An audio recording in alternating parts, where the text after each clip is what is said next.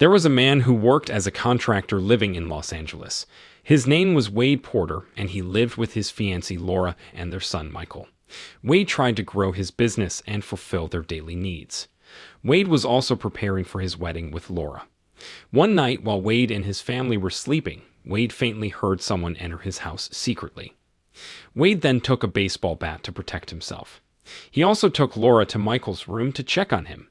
After that, Wade headed to the kitchen, but the mysterious man hit Wade until he fell. Fortunately, Wade was not injured. Then when the man was about to take something from his pants pocket, Wade chased the man and hit him with his baseball bat. Unluckily, Wade accidentally hit him, and the man died outside Wade's house. Meanwhile, Laura had contacted the police about the incident at her house. When the police arrived at Wade's house, instead of helping the terrified Wade, the police arrested Wade as a suspect for the murder. The police said that the mysterious man was not carrying a weapon. He also added that Wade could have defended himself if the man had died inside the house, but unfortunately, the man died in Wade's yard. Wade and Laura were both shocked and disappointed, especially Laura, who knew exactly that Wade was trying to protect his family. Laura and Wade tried to explain the incident, but the detective arrested Wade and took him to prison. On his arrival at the prison, Wade and the other newly arrived inmates were registered and given medical checkups. But soon a prisoner named Viper attacked Wade.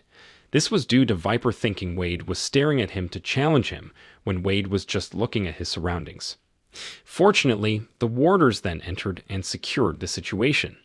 Wade was then moved to a cell filled with several tattooed men. Wade was assigned to clean the toilet in the cell twice a week. On the first day of Wade's detention, Laura visited Wade and told him that Michael was scared. Laura also told Wade that their son had asked where Wade was. Laura could only tell Michael that Wade was away. After Wade's arrest, Laura and Michael moved in with Laura's mother, Maggie. However, Laura was afraid that someone would come to avenge the death of the intruder. Laura was also worried about Wade, who was bruised on his face. Seeing Laura, who was sad, Wade then tried to calm her down by saying that everything would be fine. After his conversation with Laura, Wade met a female lawyer. She offered Wade to pay $1 million and Wade would be free. Hearing that, Wade felt he couldn't pay because Wade didn't have that much money.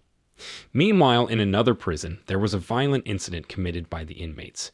They burned curtains, tissues, and blankets. Then a former police captain named Gordon investigated one of the inmates who was suspected of being the provocateur in the incident named John Smith. It was revealed that the reason John started the incident was because he was tired of serving a 20-year prison term. John wanted to be free from there immediately, especially when John remembered that his dead daughter would have been 27 years old if she was still alive. Long story short, on the 95th day of Wade's detention, he met the female lawyer again. The woman gave Wade two solutions. The first solution was that Wade pleaded not guilty and did not kill. Then Wade would get a sentence of less than 3 years.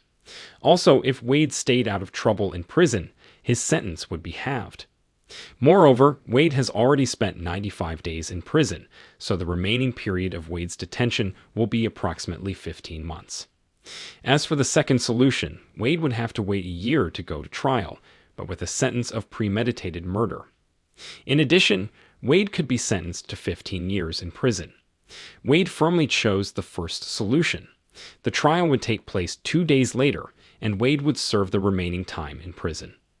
The day of the trial came, so Laura and Maggie looked at Wade with tears in their eyes. After the trial finished, Wade was taken back to the prison using the prisoner bus. On the bus, an inmate named Snowman greets Wade. Snowman told Wade that there was one inmate who was feared in prison named Danny. Snowman also suggested Wade to hang out with inmates of the same race as him in prison. In the middle of which Snowman was talking, Viper looked at Wade. It turned out that Viper, who attacked Wade on the first day, was on the same bus. Meanwhile, Danny secretly took out a nail from his pants pocket.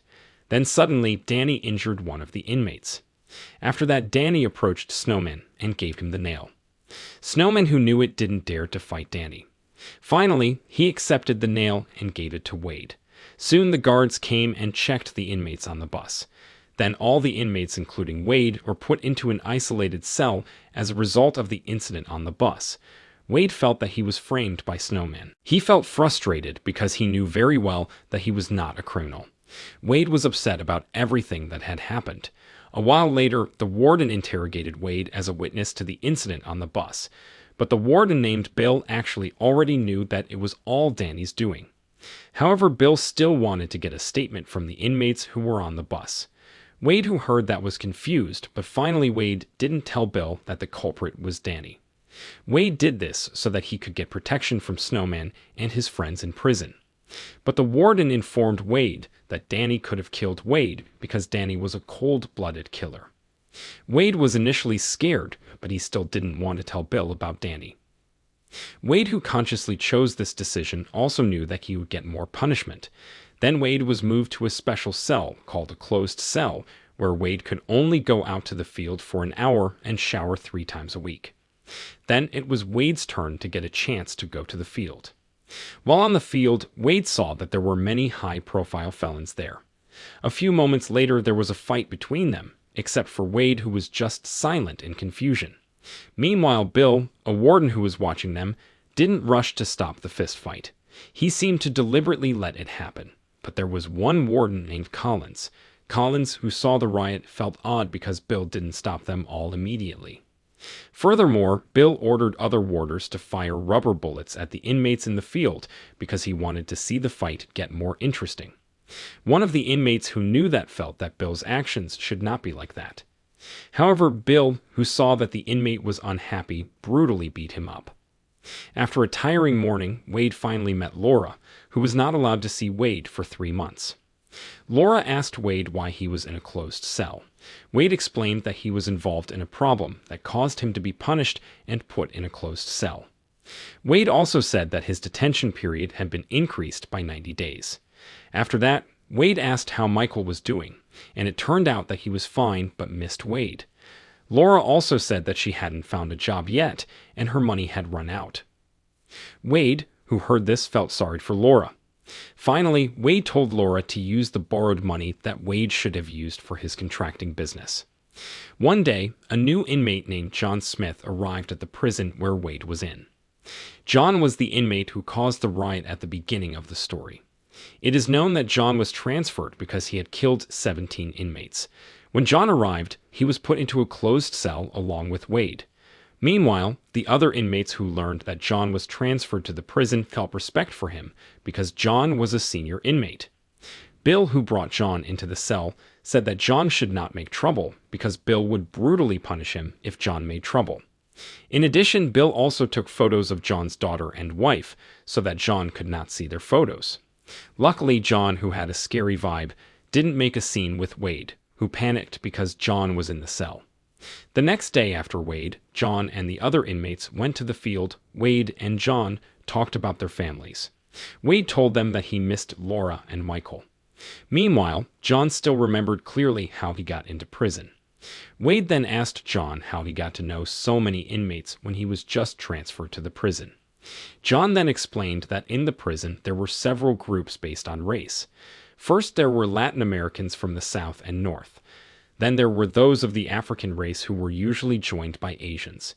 Furthermore, there was a group consisting of races like Wade, mainly the Aryans.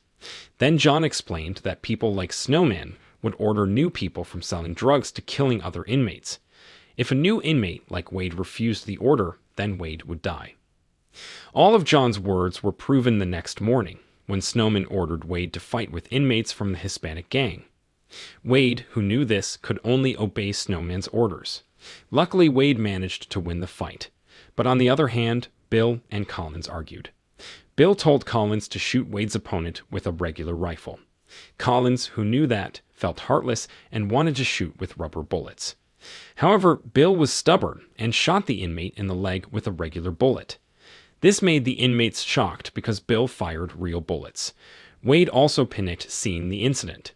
When Wade arrived at the cell with John Smith, he received information from him that usually the warden would shoot the inmate who won. John also said that Wade would eventually become numb if he saw other inmates being hurt or shot. On Wade's 231st day of detention, Laura came with Michael to visit Wade. Laura was surprised to see the bald Wade. Then Wade explained that he was forced to join the Aryan race so that he could get protection in prison. Hearing that, Laura was speechless. Then Laura complained about how her economic situation was getting worse. Laura said that the loan money had run out. Wade told Laura to sell everything they had, such as their house, car, and anything that could be sold for their daily needs. Laura, who looked tired, agreed to Wade's words. In the following days, Wade continued to be ordered by Snowman to beat up other inmates. Until one day, Wade dared to refuse Snowman's orders. He told Snowman to beat up the other inmates. Hearing Wade's refusal, Snowman was furious. He immediately ordered his friends to attack Wade. The warden then threw tear gas, which made all the inmates have a difficult situation. However, John managed to save Wade, who was cornered. After Wade's wounds were treated and Wade entered the cell again, John warned Wade that the white gang would target them both. Despite this, Wade was glad that John saved Wade from the incident. The next day, John and Wade came to the field. They met Danny there. Instead of attacking John and Wade, Danny told his men to attack Snowman. This happened because Danny found out that Snowman was a sneaky person who gave Danny's nail to Wade during the incident on the bus. Then, without any time, Danny's men were able to defeat Snowman. Meanwhile, Bill, Collins, and other warders monitored the inmates from above. Bill looked very upset with Danny. Collins, who saw it, was surprised because there were several inmates who beat Snowman. Then one of the other wardens said that Bill really hated Danny because 5 years ago, Danny threw his pee and poop at Bill. The incident made Bill suffer from hepatitis A and infected his family. In addition, Bill's wife finally divorced Bill. Collins found out and got a little scared of Danny. In the cell, Wade asked about the tattooed dates on John's hand. John then said that they were important dates in his life. The tattoos were John's daughter and wife's birthdays, John's first date with his wife, John's wedding day, John's daughter's first steps, and also the date when John's daughter and wife died. Moreover, John left one tattoo blank because John will fill the box with the date when John and his family will reunite, or in other words, the date of John's death. Wade also talked about Wade's preparation to stabilize his economy and job before marrying Laura. Sadly, Wade ruined their wedding plans by going to jail. Then one day when Bill took his son to baseball practice, one of his friends who was a warden warned Bill not to punish inmates as he wanted so that Bill would not get an impression if Bill's superiors saw all the CCTV footage. But Bill ignored his friend's words because he felt he did what he thought was good. One night Wade had a dream in which he killed an intruder in his house. Wade felt regretful because killing the intruder ruined his own life. John, who knew about it, told Wade not to regret it. John thought that Wade's decision to protect his family was the right one. In order to convince Wade, John shared the reason why he ended up in prison. This began when John chose to kill the family of the perpetrators of the murder of John's wife and daughter. Besides that, John also said that he actually wanted to get the death penalty for his actions so that he could meet his wife's daughter who had passed away. Then the next day, Laura came to see Wade. Laura sadly said that she managed to sell their house for $380,000. Wade said that Laura could have sold it for more than that. However, an upset Laura then got angry with Wade because Laura was very tired of living this kind of life. The two of them ended up arguing, and Wade also revealed that he was stuck in prison. He needed to survive in this cruel prison. They both felt trapped in the life they were living. Until finally, an angry Laura chose to leave Wade. In the morning, John and Wade returned to the field. John told Wade to enjoy the days in prison like his usual life. Wade, who heard that, just fell silent and remembered Laura, who left Wade when talking yesterday. Not long after, one of the inmates invited Wade to fight, but Wade refused and signaled to Bill that he didn't want to fight. Bill, who saw Wade's refusal, was annoyed. He then fired rubber bullets at Wade until he fainted. On the other hand, Snowman recovered from his injuries from Danny's attack. Bill then interviewed him about the incident on the bus. He wanted to make Snowman the witness who stated that Danny had killed the inmate on the bus last time. Snowman requested special protection from Danny. This made Wade now appear to be Danny's accomplice for covering up the case. Wade tried to apologize to Bill, but Bill didn't pay attention to Wade's words. The trial for the inmate's death on the bus took place on the 427th day of Wade's detention. Actually, Wade only waited about 20 days for his freedom. However, the court found that Wade received an additional sentence of 6 years for assisting Danny in killing the inmate on the bus. Meanwhile, Danny received a life sentence. The trial was attended by Laura and Maggie, Laura's mother. They both knew that Wade was getting an additional sentence and were disappointed in holding back tears. Wade was speechless and shocked thinking about his fate. After the trial, Laura and Maggie went home. Maggie told Laura to leave Wade because they would meet when Wade was 40 years old. This made Maggie remember that she had been abandoned by her husband since she was 26 years old. Maggie didn't want Laura to wait for Wade while she raised Michael alone. Laura, who was initially stubborn to wait for Wade, finally realized her mother's words. Laura then sent a letter to Wade. Laura said that she couldn't continue their relationship. Wade, who received the letter, felt sad and upset with everything that happened to him. The next day, Wade vented his anger by attacking the gangsters in the field. Meanwhile, Bill immediately went to the hospital because his son had an accident. The man who hit him was also hospitalized at the same hospital as Bill's son. This made Bill want to go to the man and threaten to kill the man's child. On the other hand, Laura was about to move from her mother's house to an apartment, but Michael kept asking about Wade's whereabouts. Michael even took Wade's clothes that Laura wanted to throw away. This made Laura realize that she and Michael actually couldn't live without Wade. It wasn't long before Laura visited Wade in prison. She told him that she had changed her mind. Laura and Michael would wait for Wade no matter how long Wade was in prison. Wade was touched, and he said that Laura's letter had hit him hard. Laura, who knew that, also cried with Wade. Wade, who got Laura back, wanted to get out of prison as soon as possible. He planned to expose Bill's cruelty as head warden. Wade wanted to do this so that he could overturn the 6-year sentence he had just received. John, who knew about it, was willing to help Wade. John suggested Laura meet a former police chief named Gordon. Gordon would then work with an FBI agent. John would order the other inmates to fight Bill when the plan began. Meanwhile, Wade requested Bill to fight with Viper, who had just entered a close cell. Wade argued that he wanted revenge for Viper. Bill, who heard that, easily agreed to Wade's request because he thought that the fight was a show.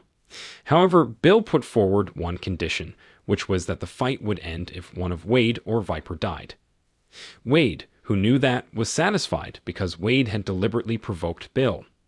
In addition, Wade would use the incident to prove that the warders in the prison were very cruel. The next day, Laura met Gordon at his house. Laura explained about the state of the prison where Wade and John were. Then Gordon invited one of the FBI agents named Skility and also Laura to the prison. While at the prison, John and Wade had arrived at the field. Viper, who saw Wade, immediately fought Wade. Not long after the fight, Wade managed to knock Viper out. Bill, who saw Viper just fainted, then warned Wade to kill Viper. However, Wade still didn't want to kill Viper. Then John and the other inmates protected Wade, who was about to be shot by Bill. Then Bill told the other inmates to return to their cells. Meanwhile, Wade and John were still in the field. Bill told his subordinates to turn off the CCTV so that his next action would not be recorded.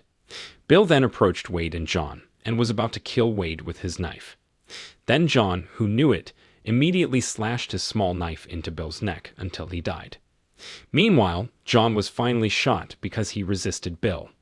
Before John died, he seemed to be smiling because he was happy to meet his daughter and his wife. It was revealed that the incident in the field was recorded on CCTV again. Apparently, Collins, who disliked Bill's violence, turned on the CCTV secretly while Bill was in the field. Then the head of the prison named Frank was shocked because he got information about the incident in the field committed by Bill. He wanted to go to the scene. Fortunately, Gordon, Skeletti, and Laura arrived on time. They asked Frank to show the footage in the field. Moreover, the FBI would investigate the case that occurred at the prison. After the incident, Wade was determined to be a witness to the case at the prison. Wade's detention period also returned to its original state, where Wade only received a 15-month sentence and would soon be free. Laura was delighted to learn that she would meet Wade soon. After Wade recovered, Collins gave Wade a letter from John. At the same time, Gordon came to see Wade and told him about him and John. John apparently saved Gordon from an attack by a prisoner. Wade also said that John finally got what he wanted, which was a death because he wanted to meet his family. Hearing that, Gordon felt sad, but also a little relieved that his best friend got his wish. A few days later, Wade was finally released from prison. He met Michael and Laura again. Even Laura would still marry Wade after that. Wade, who was just free, remembered John's words in which life in prison would make Wade numb. Wade also remembered John, who told Wade to protect his family no matter what. Then, with a happy smile, Wade hugged his son and also Laura at the prison exit.